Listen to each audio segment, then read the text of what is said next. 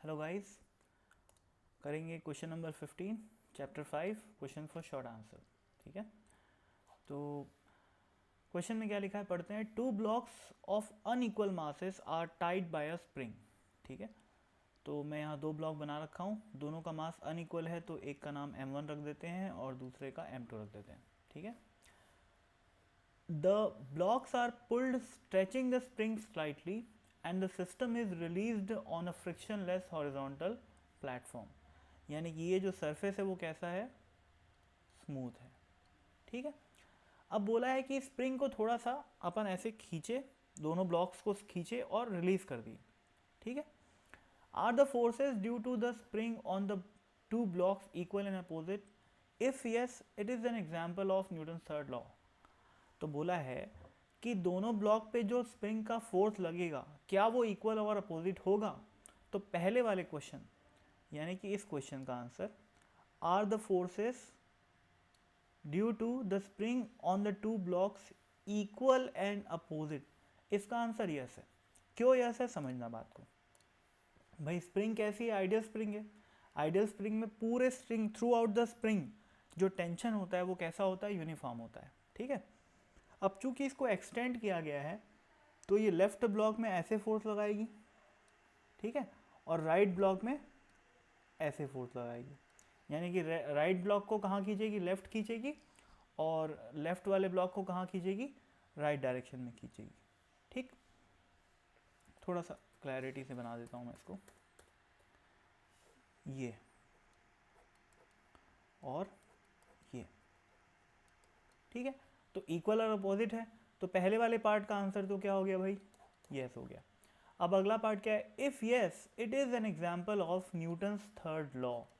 तो भाई ये समझते हैं, इसका आंसर तो पहली बात तो नो है भाई। क्यों नो है, समझना। भाई स्प्रिंग ब्लॉक को खींच रही है ना, तो ब्लॉक क्या करेगा, स्प्रिंग को खींचेगा, ये एक्शन रिएक्शन पेयर बनाएगा। ठीक है ना, वही क्वेश्चन नंबर जो पहले अपन क्वेश्चंस किए उसी से मैच करता हुआ है, बस जबरन कंफ्यूज करने के लिए बोला हुआ है।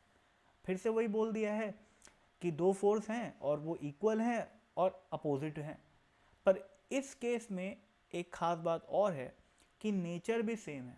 स्प्रिंग फोर्स उस समय क्या था, नॉर्मल फोर्स और ग्रेविटी को कंपेयर किया था इससे पहले वाले क्वेश्चन में। ठीक है ना, पर यहाँ पर स्प्रिंग फोर्स और स्प्रिंग फोर्स को ही कंपेयर किया है, तो कन्फ्यूजन का चांस और बढ़ जाता है। क्योंकि न्यूटन थर्ड लॉ क्या बोलता है कि इक्वल होना चाहिए मैग्नीट्यूड, अपोजिट होना चाहिए और सेम नेचर का होना चाहिए। ये तीनों शर्तें होती है, पर और भी शर्तें होती हैं, तो उन सबको नज़रअंदाज नहीं करना है। ठीक है ना, इंपॉर्टेंट बात यह है कि अगर पहली बॉडी दूसरी बॉडी पे लगा रही है एक्शन, तो दूसरी बॉडी पहली बॉडी पे लगाएगी उसका रिएक्शन। तो पहली बॉडी यहाँ पर कौन सी है, स्प्रिंग है। ठीक है ना, स्प्रिंग स्प्रिंग लगा रही है किस पे, इस ब्लॉक पे, तो ब्लॉक किस पे लगाएगा, स्प्रिंग पे। तो ब्लॉक जो स्प्रिंग पे फोर्स लगाएगा वो कुछ इस तरीके का होगा। ध्यान रखना, ये जो व्हाइट कलर का एरो बनाया वो मैं किस पे बनाया हूँ, स्प्रिंग पे लगने वाले फोर्स पे, फोर्स का बनाया हूँ। ठीक है ना, कौन लगा रहा है, ब्लॉक लगा रहा है। और जो रेड कलर का एरो है वो क्या है, जो ब्लॉक पे लग रहा है, कौन लगा रहा है, स्प्रिंग लगा रहा है। ठीक है ना भाई, तो यहाँ पर ये सारी, इस पॉइंट पे ये सारी कहानी हो रही है।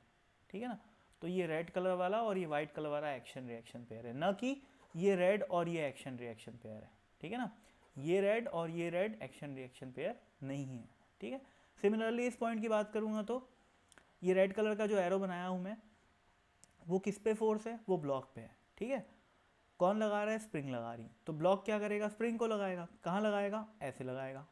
ठीक है ना, तो ये और ये एक्शन रिएक्शन पेयर बन जाएगा। ठीक है ना भाई, एज सिंपल एज दैट। तो सिंपल सी बात है, आपको ध्यान रखना है न्यूटन थर्ड लॉ लगाने से पहले क्या ध्यान रखना है कि पहली बॉडी जिस भी फॉर्म में, form in the sense gravity, friction, tension, जो भी फॉर्म है, जिस भी फॉर्म में लगा रही है पहली बॉडी दूसरी बॉडी को फोर्स, उसी फॉर्म में दूसरी बॉडी पहली बॉडी को लगाएगी। ठीक है ना, कौन से डायरेक्शन में, अपोजिट डायरेक्शन में, और मैग्नीट्यूड क्या रहेगा, उतना ही जितना कि पहली बॉडी ने लगाया है। ये है Newton third law of motion. ठीक है, तो that's it, thank you so much, I hope आपको समझ में आ गया हो। So with this I am ending the video and so bye bye.